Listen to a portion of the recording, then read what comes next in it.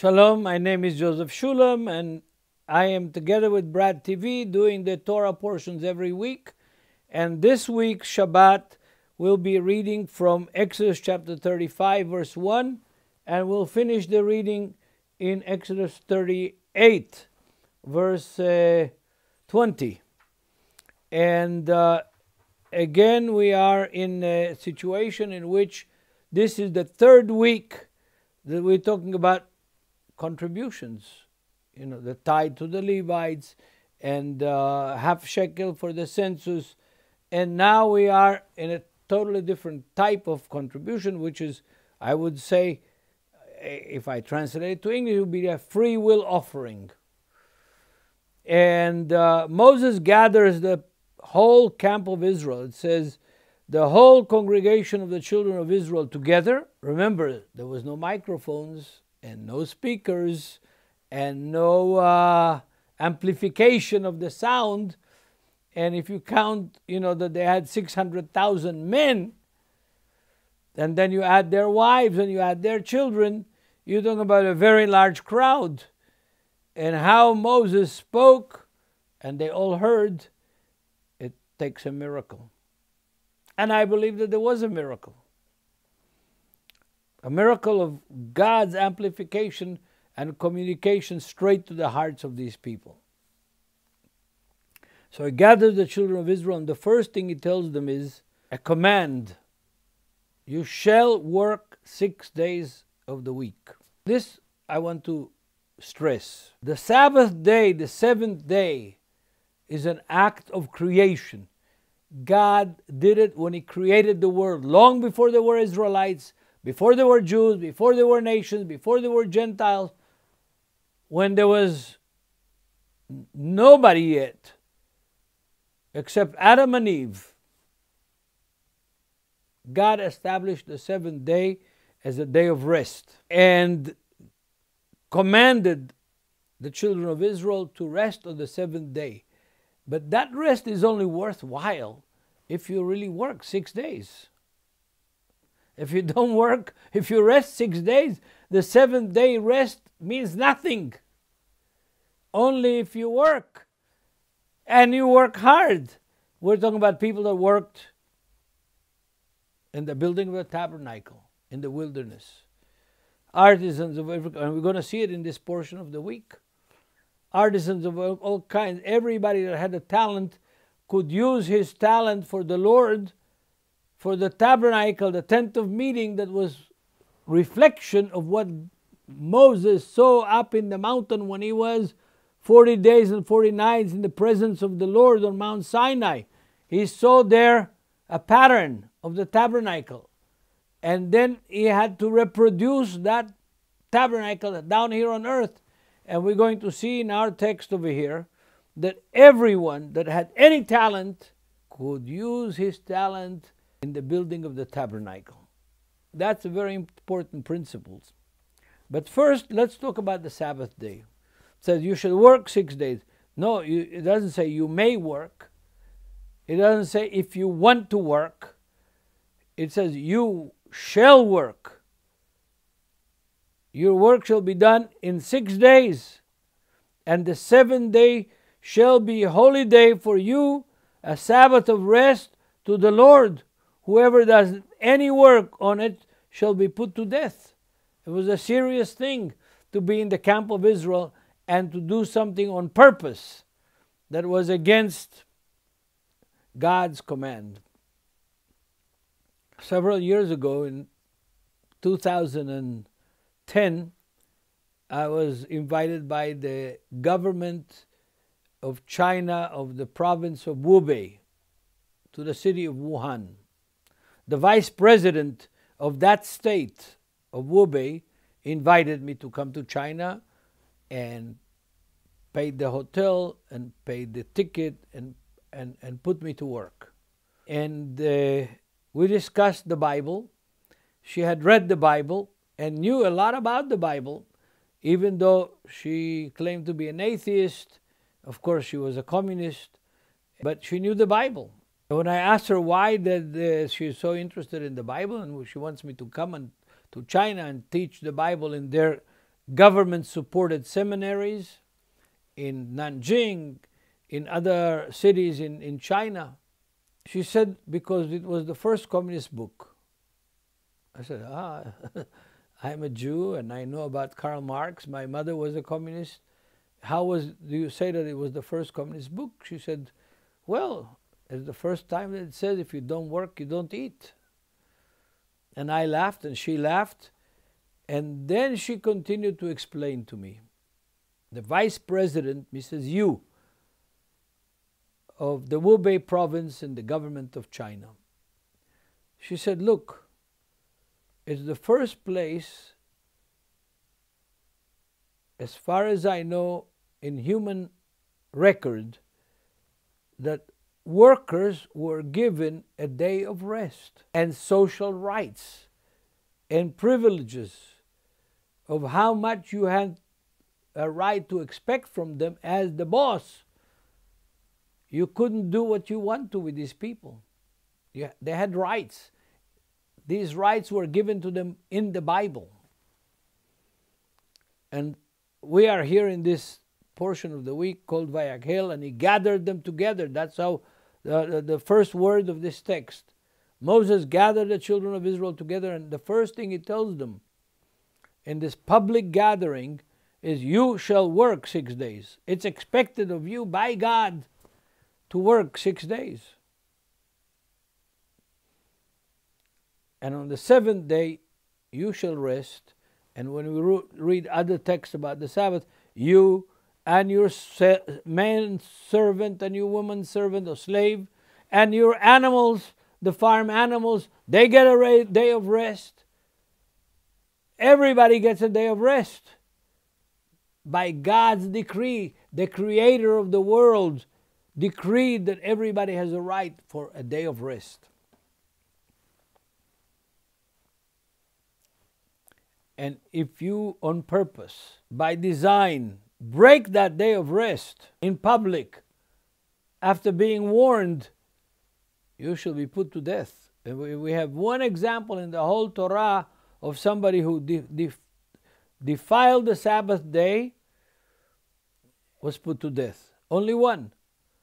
And in the time of Jesus, in the time of Yeshua the Messiah, in the land of Israel, if the high court of Israel put to death one person a year, one criminal a year, not for the Sabbath, for anything, it was called a deadly, a murderous court. In other words, people observed these laws in the time of Yeshua. You know, one time when I was teaching in a seminary in Korea, one of the professors that was a graduate of one of the top schools, universities in America, said that Jesus sinned. And I asked him, how did he sin? He said, he sinned by breaking the Sabbath. I said, I'm sorry, you're wrong. It's not breaking the Sabbath to heal on the Sabbath. It's a command to heal on the Sabbath. And the hospitals in Israel, even the Orthodox Jewish hospitals that have Orthodox Jewish doctors, they all work on the Sabbath. We have the story of the Good Samaritan.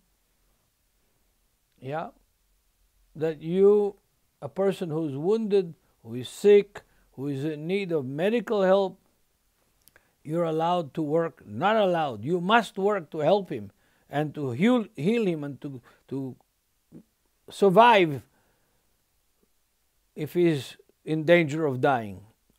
But that's not breaking the Sabbath. But if you are a mechanic and you are working on your car on the Sabbath or other people's car on the Sabbath, you're breaking the Sabbath. If you're a carpenter and you're building a table on the Sabbath, you're breaking the Sabbath. But other than that, it's your day. It's your day to enjoy it. In Isaiah, we find out that it is called the Sabbath is called a delight, a time for you to spend with your wife, with your children, with your family, in play and in enjoying good food and in resting and refreshing your mind. Yeah? So this command is not harsh. It's a positive command. You work hard 6 days, but you deserve, you're privileged to rest on the seventh day. We have the Code of Hammurabi that is 800 years, close to 1,000 years before the Abraham. We have the Umnamu Code of Law that is even older than the Code of Hammurabi. Yes, there were slaves, there were workers, and they had to work, but they didn't get a single day. That they could do whatever they want to, that they were free from their job and from their enslavement. No, these ancient codes of Hammurabi that are much older than the Torah didn't have that privilege for the worker. The Torah had. And that's why Mrs. Yu, the vice president of Wu Bei, at that time appreciated the Torah. And she said it would not, the Magna Carta that gave workers in England, people in England, rights, wouldn't have been written without the Bible. King John would not have written the Magna Carta if he didn't believe the Bible. So here you are, the Sabbath day. The next thing we hear is that you are to bring an offering to the Lord, whoever is of a willing heart. Gold, silver, bronze, blue, purple, scarlet, thread, linen, goat's hair, skins, badger skins, acacia wood, oil for the lighting of the candelabra. All these things you can contribute as you have purposed in your heart. Now in the New Testament we don't have tithing for the temple or for the tabernacle or for the pastor or for the church. We don't have tithing at all. Tithing is mentioned that the Pharisees were so stickly about it that they were tithing the herbs from their garden, the mint and the cumin and the other herbs. Yeshua was not condemning them, was saying that they tithe that, but the love of the brethren, the love of their fellow men, they lacked. They cleaned the cup on the outside, but on the inside, no. Yes, Yeshua was condemning their hypocrisy, their inconsistency. But we do have contributions. Paul writes to the Corinthians in his first letter, chapter 16, he said, when you gather together on the first day of the week, let each one put money in the treasury, in the box, as he has purposed in his heart. Is quotation, direct quotation from this text here in the book of Exodus, chapter 35, verse 5. A direct quotation from the Torah, commanding the brothers and sisters to put money aside on the first day of the week. When is the first day of the week for the Jews in the time of the apostles? It's Saturday night. The end of the Sabbath starts Sunday. And you can see that in Mark 16, if you wish, that Yeshua was crucified. He was in the grave. The women went at the end of the Sabbath, exactly the same phrase, in the end of the Sabbath, because the stores opened in Jerusalem and they went to buy the herbs to put in the grave. And miaton Sabbaton in the Greek, immediately after the Sabbath. Translated the first day of the week in the English, which gives the people the impression that it was Sunday morning. But it was not, it was Saturday night. And you see this phrase used in Acts chapter 20, I think verse 7, and also in Mark chapter 16, verse 9, I think.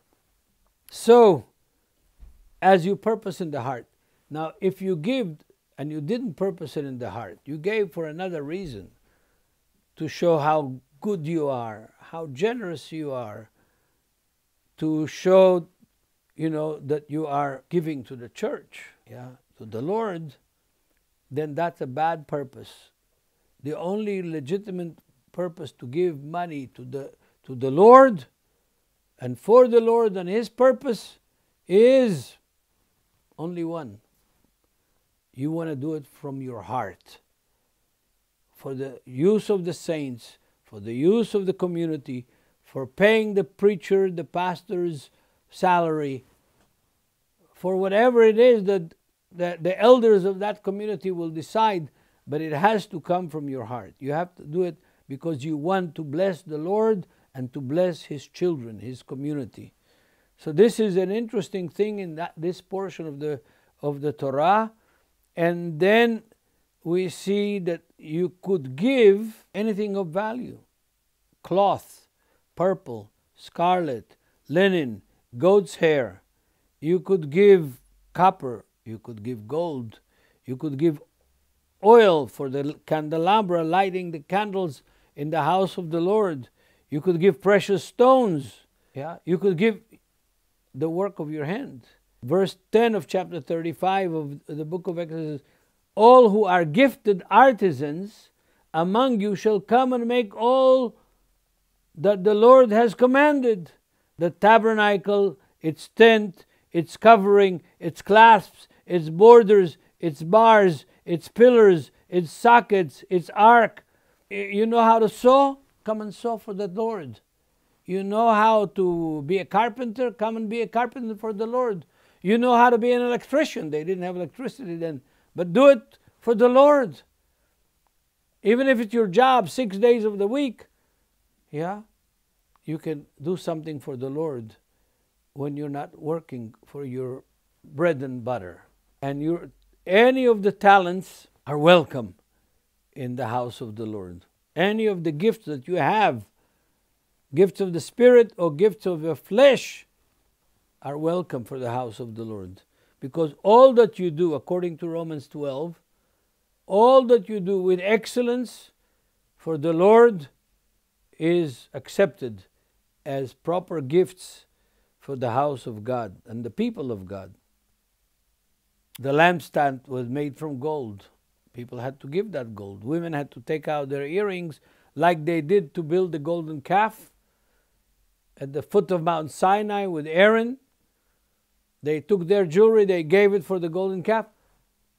People gave again gold for the building of the tabernacle. They could take their jewelry off and give it to the Lord. And this principle is very important. It's very important that people feel an ownership for the property, for the building, for the instruments in the Lord's house. That feeling of ownership is also a feeling of being united with the people who sit on the church pew next to you. They're not strangers, because you and they gave equally from your heart. Whatever the amount is doesn't make a difference, that it's from your heart for the Lord and His house and His people. And that makes you a body. That makes you a family of God's children. And if you are a family with God's children, dear brothers and sisters, the presence of the Lord will be with you. The presence of the Lord will be with you, and you'll feel connected. You'll feel involved. You'll feel this is yours. You're not a stranger in a strange building with a strange preacher or pastor up front, that you are there only as an observer. No, you are a participant. It's yours. You had contributed from your handiwork, from your blood work, for the Lord and His house and for the community of the saints. Both men are willing and women that give from their willingness of their heart. As verse 22 says this: they came both men and women, as many as had willing heart, and brought earrings and nose rings and rings and necklaces, all jewelry of gold. There is every man who made an offering of gold for the Lord. That's a wonderful thing. It's a wonderful portion of the Torah, in my opinion, which we could learn so much about giving and so much about feeling connected in the ownership of God's house.